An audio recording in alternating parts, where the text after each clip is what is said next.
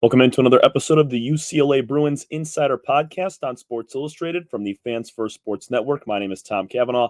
Follow me at TCAV30 on Twitter/X, and also follow our insider pages at UCLA Insider on SI. Today we're going to be recapping a huge win for the UCLA Bruins. They take down the Gonzaga Bulldogs 65-62. Bruins came in ranked 22nd. Gonzaga came in at 14th. I guess you could call it an upset, but not really. This UCLA team was just better. And I think it was, partially because of their defense. And then also you had four different shot makers in double digits. Talked about that North Carolina game. Only two players had big games, and everybody else didn't really do a ton offensively. Those are the games where Tyler Bilodeau and company, one other guy, scoring 25, 26 points, and the rest have about 5 to 6. That did not happen today. You had scoring up and down the entire sheet. A couple guys off the bench played well. On the floor, the starting five was excellent. Almost everybody was. And they played incredible defense, holding the Bulldogs to just 62 points. Gonzaga is the number one offense in the country, averaging just over 89 points per game. And they were held to darn near 30 under that. That's very, very, very impressive from the Bruins defense. They forced 15 turnovers, won that turnover battle by just one. The Bruins turned it over 14 times too, but just kind of the game flow. The Bruins, they were down early. Nobody was making shots. I think probably 10 minutes into the game, the score was 9-7. Bulldogs were on top. I think UCLA started 2 of 16 from the field to start the ball game as well. So nobody was playing well offensively. You saw a lot of defense, a lot of turnovers early on, and then both teams really settled into the contest. The Bruins took a 2-point lead in a halftime, 27-25, and then down the stretch in the second half, it was back and forth. Bruins led by 6. Then Gonzaga goes on a run. Then the Bruins come back, tie it up, take a 2-point lead. Then Gonzaga goes back on another run. It was punch for punch the entire second half until the final few minutes, and things got interesting. Gonzaga had a late lead. Big shots came through from a couple guys. Sky Clark, he was big in this game, hit a key three-pointer along with some free throws. Eric Daly Jr., 4 of 5 from downtown. He had a clutch three-pointer, finishing with 18 points to lead the team. Tyler Bilodeau, a little quiet today, but his teammates picked him up, and that's how you love UCLA basketball to go. When your top player is having kind of an off day, everybody else picks him up. But down the stretch, Bruins, they have the lead by 3. Ryan Nembhard, who was probably the best player on the floor today besides Graham Ike for Gonzaga, he goes up, gets an and one foul, goes to the line, down by 1. And it was funny, listen to the broadcast. Jason Benetti from Fox, who was calling the ball game, said Ryan Nembhard is made for these moments.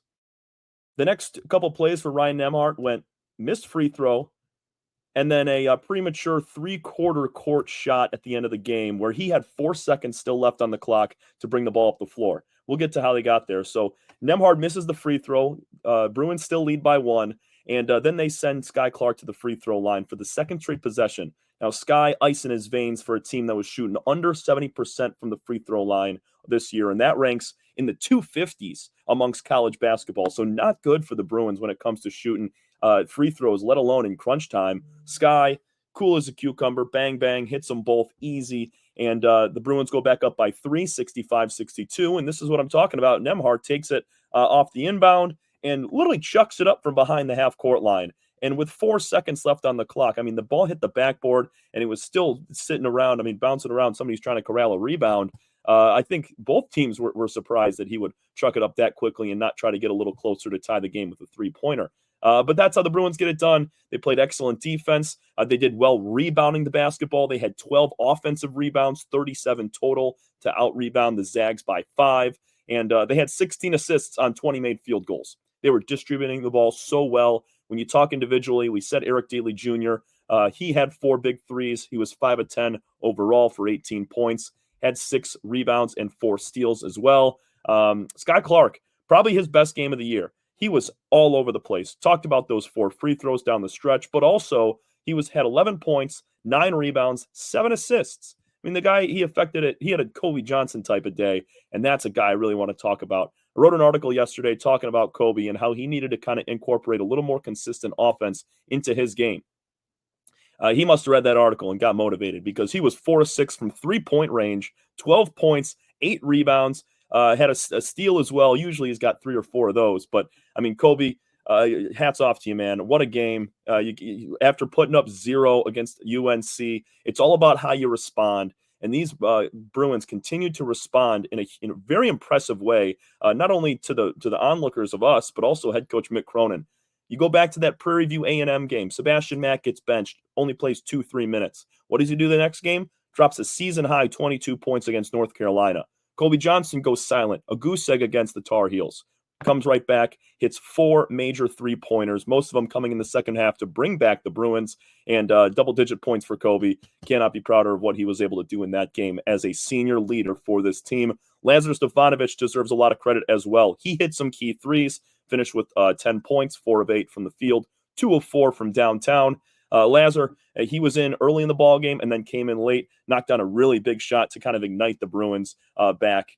And it was just an all-around great team win because we talked about having that distribution of scoring, and they had 4 guys that came up big. Tyler Bilodeau, he didn't shoot very well. I mean, he started really cold from the field at the beginning of the game. Finished 2 of 10, 1 of 4 from downtown, just 7 points, 5 rebounds, 2 steals, 2 assists.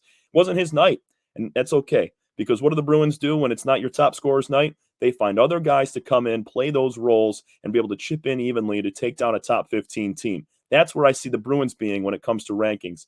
14th, 15th, I think they make a significant jump after taking down Gonzaga, who had no reason. I mean, this is a team that's going to go to the Elite Eight, maybe the Final Four in Gonzaga. They have ball scorers all over the court. Graham Ike, 24 points. He was 11 of 16 from the field. Very sharp. Really, really dominated the paint, and that's kind of where the Bruins lacked was their paint presence. Gonzaga dominated them in points in the paint. He had Ryan Nembhard with 16 points.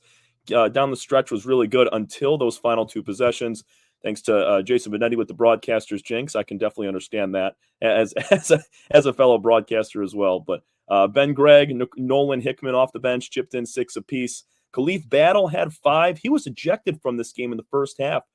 Battle went up and over Eric Daly Jr. and kind of wrapped his arm around the neck of Daly, and they upgraded to a flagrant 2 on the review and kicked out Battle, one of the better players, top 3 scorer on this team. That was a huge loss, and Gonzaga still put up a really nice fight. So that's how you know this Bulldog team you're going to see them deep into March. Shot the ball well at 45%. They only went to the free throw line 8 times. When you look at the fouls for the Bruins, they had 15 fouls, but I mean, Zags just never went to the line. A lot of those fouls were off ball. A lot of those fouls were on the floor, not so much shooting. And it kind of led to less points from Gonzaga. They shot 7 of 24 from the 3-point range. And the Bruins, when you look at their shooting, they were not great from the field. 20 of 55 for 36%. Not great. But when it comes to their 3-point shots, 12 of their 20 made field goals were from downtown. 50%. They were 12 of 24. Very, very impressive from deep. We talked about Kobe Johnson. We talked about Eric Daly Jr. Those 2 guys making up 8 of those 12. Lazar had 2. Bilodeau chipped in with 1, as well as Sky Clark. So you got some great scoring from downtown. This is not a team that's going to light up the scoreboard. And they made this game theirs. They put their fingerprints all over it in the fact that they're playing a gritty, hard-nosed game in the high 50s, low 60s when it comes to point total. You look back at the other games, Oregon, I know that was up in the 70s, but Arizona as well. Even the North Carolina game, I know they lost, but that was low 70s.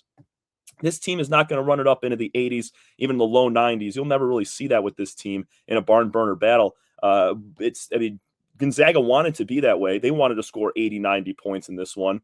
UCLA was not going to allow that to happen with how they play defense. So they really just made it their game. And that's what kind of led them to victory is play those games in the 50s and the 60s, holding the Zags to nearly under 30 points of their average. And see what happens down the stretch. And a couple made free throws, a big bucket and 1 from Sebastian Mack as well in a tie ball game to put the Bruins up by 3 was really a huge catalyst as well. And now UCLA finishes off non-conference play with this game here, and they'll be looking to play the Nebraska Cornhuskers January 4th on the road. That should be a good battle. Cornhuskers are 10-2, no slouch of a program at all. Michigan State, one of their only losses, their only Big Ten loss currently, and I'm very, very excited for that one because when these rankings come out on Monday, the AP ranking there, I think I see the Bruins inside the top 15. They definitely deserve it for how they played today. That's going to do it for us here on the UCLA Bruins Insider Podcast on Sports Illustrated from the Fans First Sports Network. My name is Tom Cavanaugh. Follow me once again at TCAV30 on Twitter/X, and also follow our insider pages at UCLA Insider on SI, and also on Twitter/X and on Facebook. Thanks so much, everybody. Have a great rest of your night. We will see you again tomorrow.